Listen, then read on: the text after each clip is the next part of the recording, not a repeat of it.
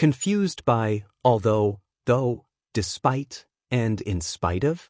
Let's clear it up fast. All of these words are used to show contrast, just like but or however. But they are used in slightly different ways. Although and though are conjunctions. They are followed by a subject and a verb. For example, although it was raining, we went outside. Or, though she was tired, she kept working. Although sounds a bit more formal. Though is more common in spoken English. You can even use though at the end of a sentence, like, I liked it. It was expensive though. Now let's look at despite and in spite of. These are followed by a noun or verb with ing. For example, despite the rain, we went outside. Or in spite of feeling tired, she kept working. Despite and in spite of mean the same thing. Despite is more formal and more common.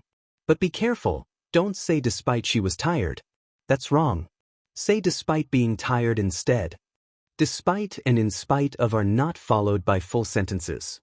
You can use a noun, like, despite the rain, or a verb in the ing form, like, despite being tired. We don't say despite she was tired, that's a full sentence. So we use being tired instead. It works like a noun. Here's a quick summary. Use although or though with a subject and verb. Use despite or in spite of with a noun or ing form. Let's practice. Try to fill in these blanks with the correct word. Pause the video if you need time. For the answers. How did you do? Number 1, although he was late, he got the job. Number 2, despite the traffic, we arrived on time.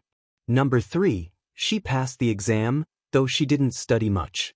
Number 4, in spite of his injury, he played well.